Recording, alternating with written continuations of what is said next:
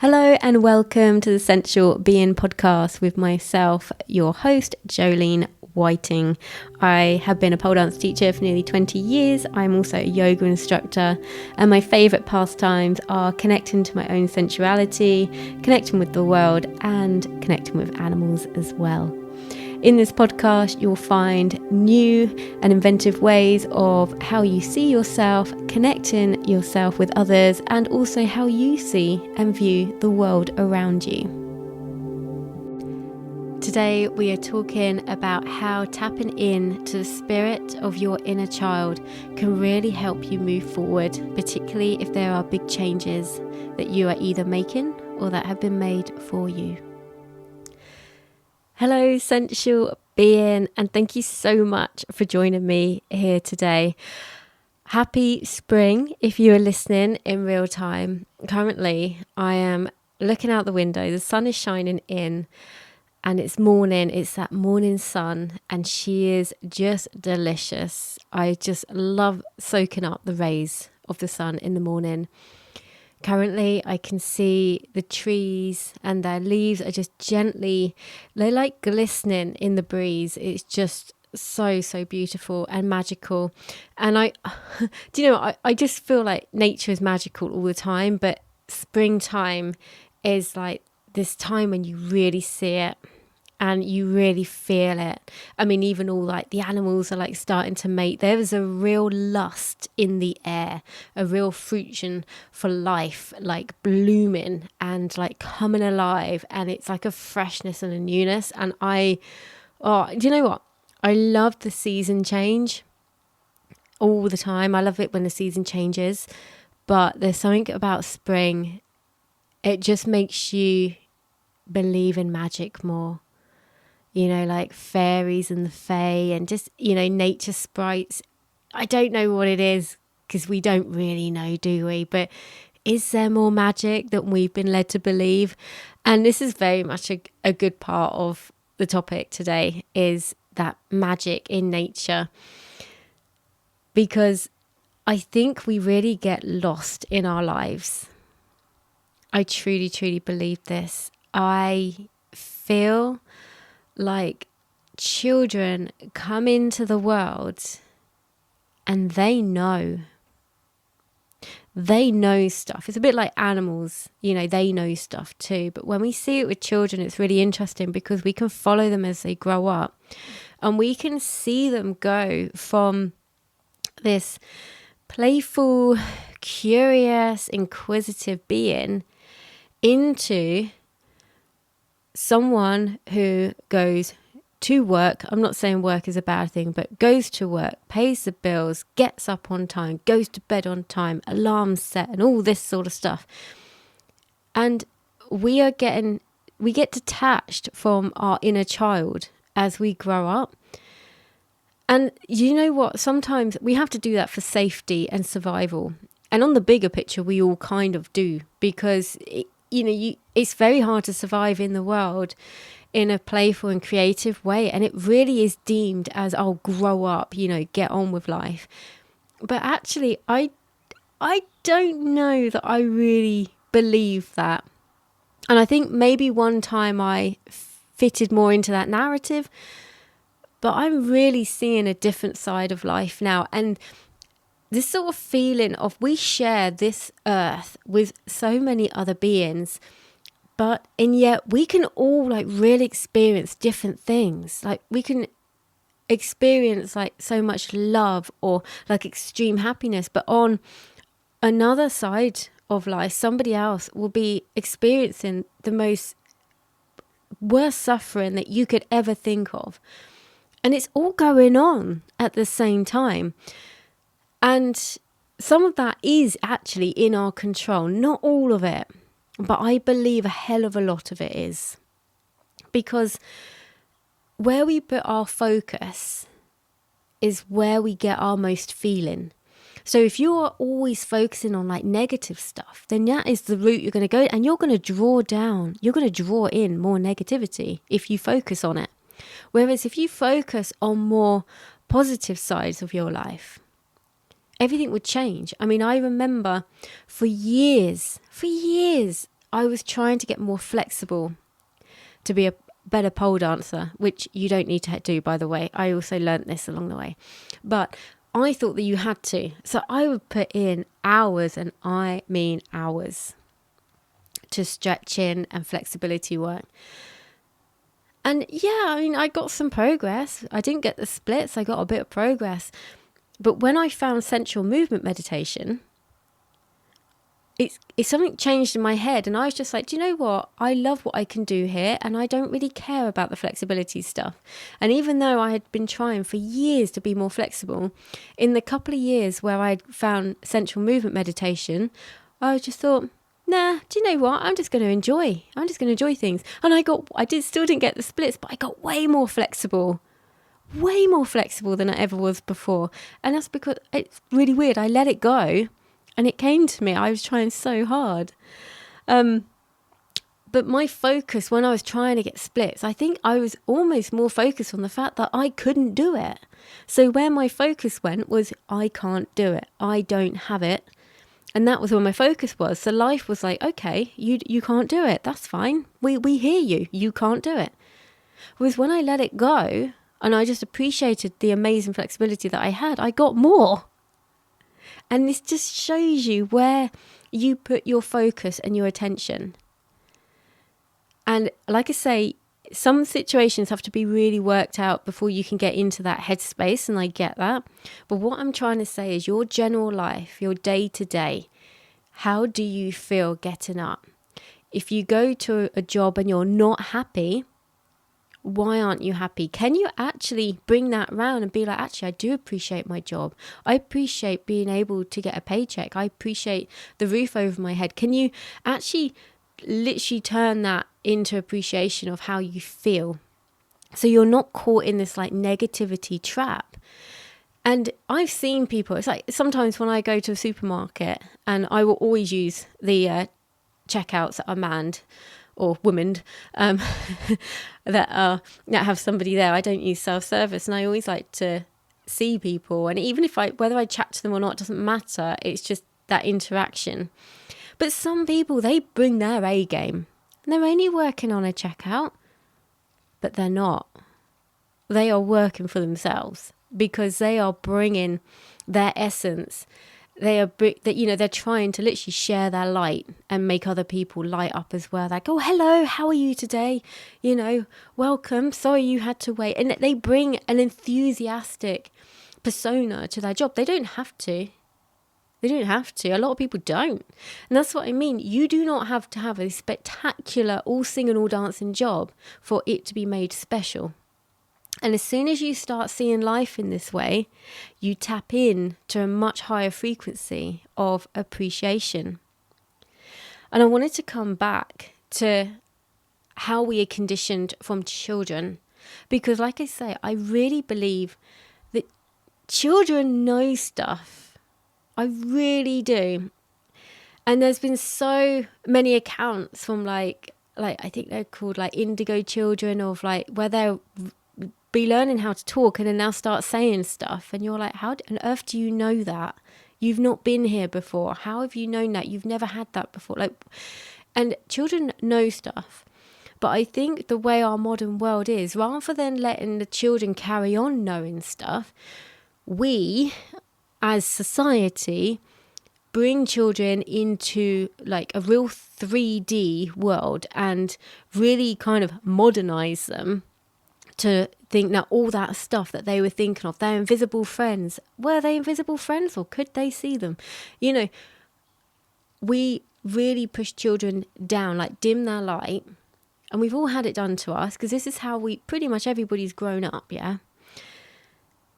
But when you think, like, children sing before they can talk. And you generally dance before you can walk. You're jigging around and stuff, you're dancing. And yet we lose that curiosity streak within us. And I also have another theory, and I don't know if you might click with this or not.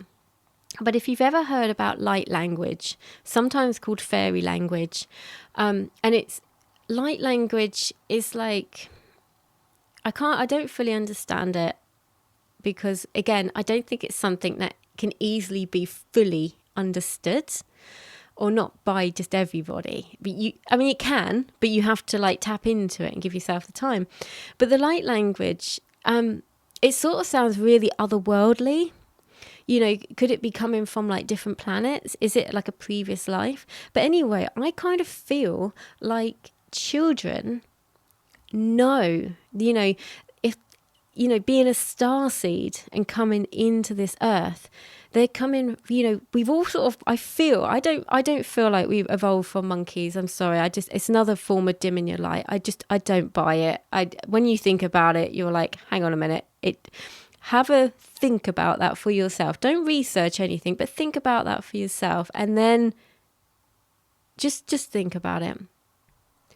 So if we're thinking that starseeds are beings, are human beings here on this earth that we know, are like brought in from another realm, another galaxy, or another planet or something, that's where these light languages could possibly have come from.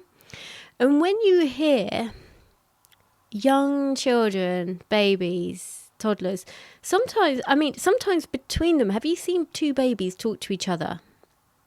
And it is not in English. It's not in any other language, is it? You'd class it as baby talk. But is it? Because sometimes they are having real conversation, real dialogue. Like, we can't understand it, but they really do to each other. And I'm really thinking that youngsters, children, babies, come into this world and they already have an understanding of their language. And then obviously we get them to do English or Spanish or French or German, whatever language, depending on what country we're living in. And that's how we bring them up so we can communicate. But was it always a light language? I don't know. But I just find that really interesting to think about.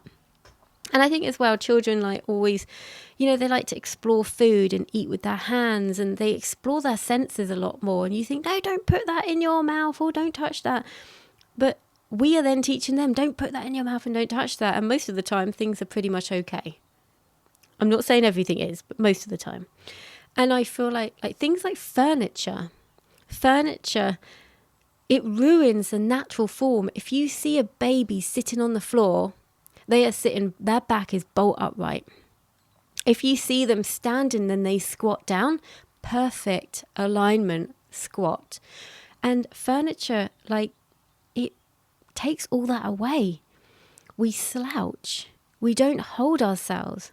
Our rib cage, bear in mind, our ribs are holding so much of our organs. We compress it in. We let our shoulders hunch over. I'm even doing it now as I'm talking to you. You can't see it. I'm trying to demo it for you, but you can't see it. But you know what I mean? Like your shoulders hunch over, a bit like people who just text a hell of a lot, and you see them almost producing this extra ridge in their neck because their heads are so used to just being dropped forwards. This is real stuff that doesn't need to happen. So the more you can get away from furniture and things like that, the better. And I remember, being a kid, you love learning stuff. Your whole life is learning when you're a kid. Yeah, when you're really young, everything's wow, what is that? Whoa. And you go to school and it kind of gets taken out of you, and that zest for learning really goes. They really take the fun out of learning the way the school system is. And there's so many ways that you could continue that curiosity for learning through school, but generally it's just not. I mean, you hear sometimes of forest schools and stuff set up, and it's oh my God, that's amazing. Get kids outside in all weathers and learning about the world. I mean, that's where we live, right? Is the world. Why are we not learning more about it in a real hands-on sense? And the appreciation you then have, the more you get out into nature, the more appreciation you have, the more resourceful you are, and the more you can learn about what is natural and around you to actually help you. And I just find it bizarre that we just come away from it. I just don't know why. And it's taken so long for me to get back into really wanting to learn. And I have found that going down the route when I set up my business to be a pole dance teacher, I find that route where I went down, I went on so many courses about like the human body and how it works, and I'm like, whoa, this is really interesting. This is great. I didn't learn any of this at school. And to get that zest back for learning, and I love doing courses, I love doing qualifications, I love also bringing them out into the real world. There's a balance between, I'm on a qualification, then on to the next, and never actually bringing it into the forefront of your life. But I do love learning. I love it so much, but I felt like the schools had really taken that away. And we can learn so much from children. We really, really can. But you don't have to have children around you to learn from them, because you can learn from yourself. Thinking back to how you were when you were a kid, when you were in like your highest joy of being a kid. And I know not everyone's childhood was easy. To be honest, I don't think any childhood is easy, even when it's good. It's not easy. There's so much to overcome. And it's not to forget that our parents have their conditioning from their parents, from their parents, from their parents. And this whole line of lineage goes on. So when you hear that people are here to break patterns in their lineage, that could be you. You could have grown up in a certain way and then thought, no, I'm not going to do that to my children, or I'm not going to bring that forth into the world. Yeah. And it's the appreciation that our parents, 99% of the time, are probably always trying their best. Yeah. There may be a 1% of time when some parents were just horrible people, and I'm not speaking for them, but I'm saying on a general level, our parents have always been trying their best. And if you're a parent, aren't you trying your best with the information that you've got at this time? And that is what it's about. It's not about looking back and thinking, I wish I knew this then, because you didn't.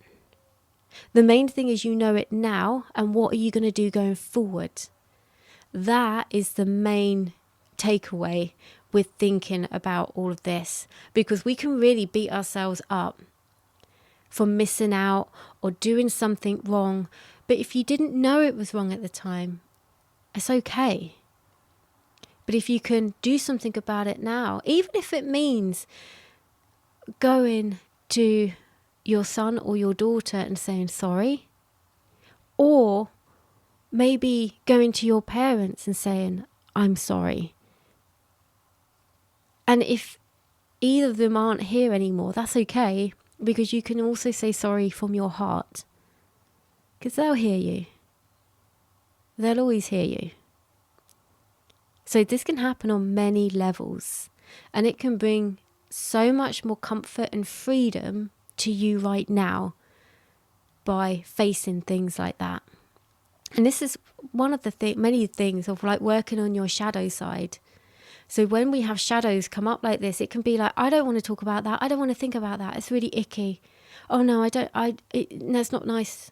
No, it's gone. But is it gone if it still makes you feel icky? Then no, it's still there. And even if the forgiveness just literally comes from your heart out into the universe, that might be enough. You might be able to then change that feeling within you to go, okay, we've accepted that, and that is now the past, and it's not still there. Because it's one thing for something to be in the past, but if it's still making you feel so uncomfy and upset, it's not in the past, it's in this present moment. And that is where the shadow work comes in, to face your shadows, which can be done in many different ways. I've just explained like a very small version of it, but that is what it's meant to actually face the shadows within you. And it's worth doing, because like I said, who doesn't want freedom? I mean, come on, we all do, don't we? And freedom within our own mind is hard to get. Do not underestimate the power of your mind. Oh my gosh, your mind is so powerful. But the more you can learn to tap in and work with your mind, the more freedom you will get. I promise. The more freedom you will get. And I have found like recently, as you know, if you've been following the podcast or me on social media or just me in real life, you know I've been going through a lot of stuff lately. A lot of stuff. Some of it I kind of knew was coming, but it didn't make it any easier, I can tell you that. But I'd like to tell you kind of what's happened from it all. So at the end of March, at the start of March, I told all of my students at the pole dancing studio that I was closing it because for many reasons, but it had to close. And I've been there for over 10 years, and that's amazing.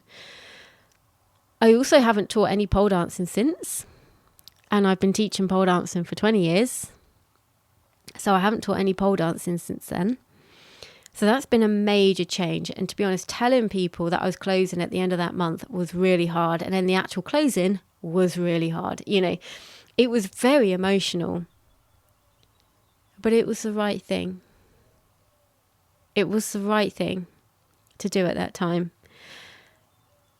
And other things that have happened, my pony Louie, literally, I think it was about a week after the studio closed, he went downhill very quickly. And I knew he was going to at some point. He was 33 and he'd been in my life for 30 years. So I knew it was coming. Doesn't make it that much easier, I can tell you.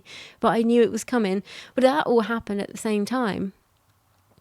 So that's been a major shift in my life, a major, like, something to unstable me. And it did. But I kind of feel like between him and the studio, I'm finding new ways of going forward. There are new opportunities that have been coming into my life. And I've even gone down the route with this, of actually dyeing my hair. I'm trying to get my hair now back more so to my original colour. Obviously, I've been red. Everything seems to be a 20-year cycle or something would be at the moment, because I've had red hair for best part of 20 years. My hairdresser, I've been going to the same hairdresser for all that time, and she's fantastic. She is so knowledgeable on colours. The reds that she has gone through with me have been amazing for the past 20 years, and I would not have carried on having it done if it wasn't amazing. It's a bit like pole dancing. When people talk to me about pole dancing, I'm like, and they're like, oh, I want to do it. Do you not do it anymore? I'm like, no, but if you want to do it, you've got to do it, because it is amazing. But it's not there anymore for me. It's just, I don't feel it in the same way. And my hair, every time I looked in the mirror, I was just thinking, it's not right. It's not right. And it's not right now, but it's a major big step closer now to my natural colour. And it's going to take a while to get there. It's going to take a while because so much red, but that's okay. But I found, like, since doing these things, my life has been coming to me in a different way. I've been wanting a camper van for years, and we have now got a camper van. And I'm so excited about it. I love her. I've called her Vandalion because we bought her in dandelion season. And no, she's not yellow. She's yellow in my heart, but she's not actually yellow.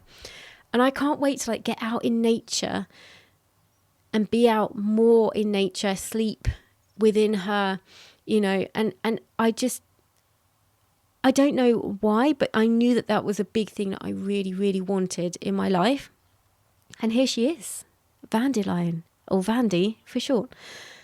And I've also been doing a lot more musically as well. And I've been meeting up with my friend Dee, and we've been, like, singing and toning together and, like, bouncing off each other with, like, songs or lyrics or noises or just art, like being playful with it. Just being playful with music. And there was somebody I met towards the end of last year, and then he went off traveling, and now he's back, and I met up with him last week. Me and my partner met up with him, and we had the most incredible conversation about so many things, but particularly about music, because he's been an artist all of his life. He plays different instruments, he sings with different people, and he has these gigs, and then sometimes he goes off traveling just to write music, and he really is embodying that creative spark, and it is so inspiring to talk to him. And even the conversation with him, I mean, I had no idea how, like, you know, spiritual he is. You know, I don't know. I'm just talking to people. I don't know. And then when I'm talking to him about how I write songs and how I get into like a real high vibration, you know, a real frequency of love, you know, connection to nature to write these songs. And he's saying, yeah, well, I set up a studio in my van so that I can drive to like nature spots and then just like sing in nature and, you know, what comes through. And then he's talking about, you know, and I agree with this as well, about how songs are like they are their own being, and they will look for a host who's going to look after them and who's going to nurture them and bring them on. And I'm like, oh my God, you are speaking my language. I was like, this is how I feel about creative ideas and inspiration. It comes to you and it like knocks on your door and you're like, okay, are you going to look after me? And then some people are like, no. So it will go. But then if you're like, yeah, what's your lyrics? What's your melody? You know, come on. I know I'm here for you. And I believe that about these creative ideas. I really, really do. And particularly when it comes to songs, I really, really believe that. And it's just amazing. Like, he brought this up in this sort of way. And I'm like, have you just been in my head? Like, how are we having this conversation? Anyway, hopefully this is going to stem on to us doing a little bit of work together, particularly for me to put some guitar behind some of my songs, because it's something that I can't easily do. I mean, I'm playing guitar, but I'm not there yet. It's going to take a while. That is a very slow burn. Learning to play guitar, very slow burn, lots of finger cramp. But yeah, and so after this conversation, and he said, oh, before you go home, because I was in Brighton, he said, before you go home, you've got to go to the Bluebell Woods. Have you not been there? And I'm like, no. And so I went there on his recommendation, and I brought my tongue drum with me, my little puzz drum, and I'm walking through these woods, and me and my partner were like, oh, I don't know quite where it is. I wonder if we're walking in the right place. And then, oh my God, all of a sudden we got there, and it was just this little woodland. And this carpet of bluebells was incredible. I have never seen so many bluebells in one place. And I've been to woods which have a lot of bluebells. This was on another level. It just felt like an enchanted place to be. And I was there, and I had, you know, my new hair. My hair's just been dyed, so I look different as well. I had this green dress on, and I was just walking, I just took my flip-flops off, and I was like walking around this woods like, oh my God, look at this. And I was putting my feet on the moss. I feel like I could write a song about my experience there. I find it so hard to put into words. But I found this little spot, which was like on a little mound. And I went up there, sat by a tree, and amongst all the bluebells, and I just started playing my tongue drum. And the music from that was so fitting for this woods. I honestly felt like I was this little earth fairy. And my partner there, he took a couple of videos, and he took hundreds of photos of me whilst I was there. And I looked at the photos. I said, oh, can I have a little look at what you've done? And I had a look at the photos, and I just burst into tears. And I can feel that feeling now. And I just said to him, I said, I'm who I want to be. I'm exactly who I want to be. I'm right where I'm supposed to be. And the sense of alignment and love was so overwhelming in the most beautiful way. I just can't, I can't explain it. I find it so hard to put into words. And something else that really got me as well is the fact that my partner, he's just letting me be me. He doesn't give me any grief for it. He's in full support of it, and it's just so nourishing. I absolutely love it, because I believe he can be who he wants to be, and we've been together for over 10 years, so, you know, we can change in that time. And I really appreciate where I've been and the life that we've had together, but I'm also really excited for how we're moving forward now. I mean, 1 minute I'm this slutty pole dancer, which in my heart I still am. She's still there. She ain't gone.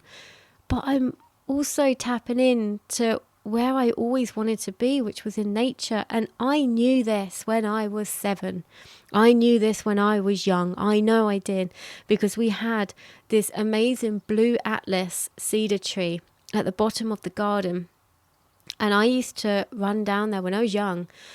And I remember, like, when I think about it, I can remember, like, the pavement and everything on our little pathway that ran down, that goes down to the end of the garden. And I'd go down to the end of the garden. So I used to have these magic step shoes from Clark's. If you remember, in the 80s, they were all the rage. I loved them. But these magic step shoes, and the advert, I can't remember it off the top of my head, but it was amazing. It just was the ultimate girly advert for shoes. So it's all like mystical, going through like a forest and stuff. And it used to come with a brooch, which was a key, this little gold key, or silver key. I'm sure it was gold. And I used to run down to the end of the garden to the blue atlas tree. And I didn't know it was a blue atlas tree. It was just a tree. I used to run down there holding my key, and I would touch the blue atlas bark. And then I'd run back up to the house before the ghoulies could get me. I don't know why ghoulies. I don't know. But anyway, so I'd run back to the house before the ghoulies could get me. But I'm like, what were the ghoulies? What was the thing I was like running away from? And the interesting thing as well, I used to do this at dusk. I used to do this at the twilight, at the end of the day, when you're just losing that daylight and going into darkness. And these parts of the days are like they're portals into the other world. They're like their portals. And I didn't know this at the time. I didn't know this. But that was what I was doing. And I've been trying to reconnect a lot with the blue atlas tree. And also, I didn't know what it was called for ages. I thought it was some sort of a pine tree because it's kind of got needles on it. And I thought, oh, it's got to be a pine. So I'd be looking up all these pine trees and none of them were it. And then randomly, I just came across it and it said blue atlas cedar. And I'm like, cedar tree? Really? I thought their branches were different. But no, it's a blue atlas cedar tree. And I found a few around locally that I go and see. And some of them are like much older than the tree that was in my garden growing up. Some of them I've touched and they're literally like my age, like 40, 50 years old, and they're much bigger. I think cedar trees grow quite quickly compared to a lot of other trees. And so when they grow, they really grow. I mean, if you've ever seen a cedar of Lebanon, they are huge, absolutely huge. But yeah, so I've been really like connecting in to my inner child and being like, well, who do I want to be? You know, I love dancing outside. I remember I've got home video of me dancing outside in the garden and just forcing like my mum and dad just to sit there and watch me the whole time. And I think I'm doing ballet. What I'm doing is not ballet. I don't know what it is. I thought I was doing ballet, but when I've watched it back, I'm like, hey, I'm just hopping. I'm just hopping from foot to foot. I'd have to try and recreate it, the adult version of it. But yeah, so I love dancing outside. Always been a dancer. Always loved dancing. Always loved animals. Besotted by animals. And I used to love singing. I remember having like karaoke little machines when I was little, and I used to love singing. And I'm bringing all of that back. And I'm so happy when I'm doing it. I'm honestly like the happiest. I feel like I'm the happiest I've ever been. It's really weird. It's weird, but good and aligned all at the same time. But the opportunities that are coming in because of those big changes that have happened in my life are just... it's almost like I feel like I was stagnant before, and now I am like running through clear water.